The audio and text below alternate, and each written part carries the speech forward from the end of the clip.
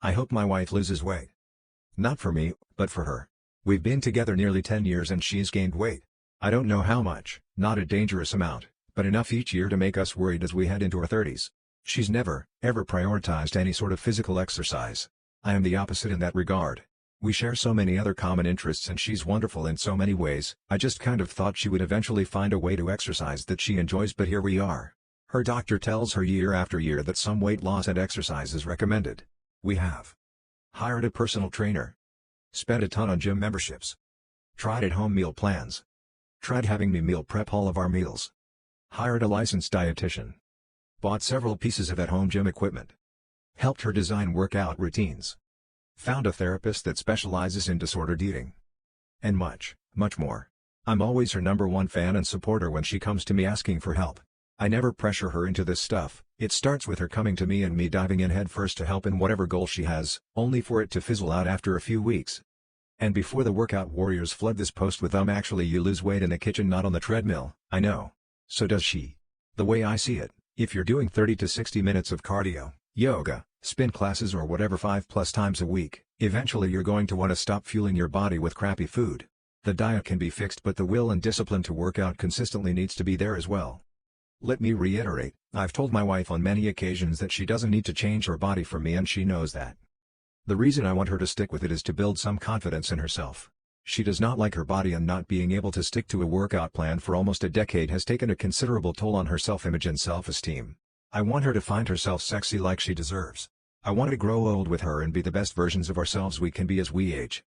It doesn't matter how I worded this, I know I will still get people telling me she should leave me. That's fine. I just want her to be successful at this. I know she can be, and I know how life-changing exercise can be for your mind and body, and I want that for her. My BF dislocated his shoulder because I shaved my hoo-ha. I, 19, normally don't shave at all. I don't like the feel of it and it takes up too much time. But I thought after a talk we had about our sex lives, I would shave my hoo-ha completely so he'd, 20s, have the opportunity to go down on me. So last night we went out with a friend and while the friend was away getting drinks, I told my BF I had a surprise for him and showed him a photo. Obviously he got excited then and told me he can't wait to get home. So anyway we stayed out until around 11 or half past, said goodbye to the friend then drove home. We don't drink, then after we got in and got into bed we started to He started by going down on me for ages because of my newly shaved hoo-ha. We can get quite rough sometimes, so once we started actually having sex nothing felt any different to normal, until after he finished and rolled over. He started giggling to himself and I didn't know what was funny so I turned over and asked. Then I saw that his shoulder was quite a bit further back than it was supposed to be. I just had to sit and stare for a little while he continued to laugh to himself. I can be a little squeamish about those kind of things so I turned around while he popped it back into place. We lay back down in a giggling fit while I kept apologizing. He also said he strained his neck from going down on me for so long. Anyway, long story short, I broke my partner lol. I don't normally post on here so hope this made some of you laugh or at least feel better about your capabilities in the bedroom. My boyfriend may have cheated on me while I'm in the hospital. I 26F have a genetic disease that makes me predisposed to pancreatitis. So, I'm in the hospital on a fairly consistent basis. I have a virtual job so I do work from the hospital. I live in Canada so no medical bills from my treatment. My boyfriend, 30M, I'll call him Blake, visited me often on my last stint, which was 30 days of agony. I got secondary pneumonia and had heart problems in addition to the pain. He sat with me and joked with me when I was awake. He was always so sweet. I'm back in the hospital again with my pancreas trying to kill me. I've been here for 3 days and I'm on some pretty heavy-duty painkillers. No dependence or addiction as I have been on a cycle of 4 different medications and my hospital is careful. I also have major addiction in my family and I don't want to fall down that path. Because I'm a frequent flyer I know all of my nurses and nursing students except one. She's relatively new, I'll call her Taylor, late 20SF. Taylor started working at my hospital when I was in the hospital last time. I had been about an hour off my meds, which is the usual turnaround cycle so I can have antibiotics. My 4 machine went off and I had called a nurse in to change it out. Taylor came in to change my meds, and as she did so, called me a druggie and said no wonder he's with her instead of me, I suppose believing I was still on my meds, which can make you loopy and incoherent. I asked her to explain and long story short, Blake and Taylor are sleeping together behind my back since halfway through my last stay because Blake has told her I'm a drug addict and everybody at the hospital has fallen for it. I feel so hurt because just before visiting hours were up tonight, he gave me a forehead kiss and told me he loved me. Do I believe her? I have no proof but her word. I'm scared to lose Blake as I think he's an awesome guy. I don't know what to do. Help please. I tried sugar baby websites without my husband knowing. I, 30F, have been with my husband for about 8 years. I love him and we have a really good relationship. Within the last year our finances have changed pretty drastically. I had to go on leave for work for medical reasons, so I haven't been able to help as much as before.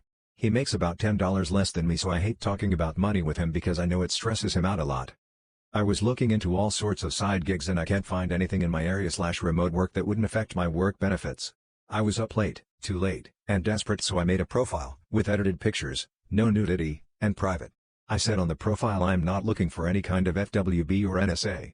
I read into it a bit before, so I knew there were some SDs out there who just want the companionship, so that's really what I was hoping for.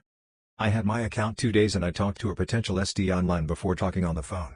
Our conversations before the call were pretty PG with the occasional sexual innuendo. He was nice on the phone, nothing concerning.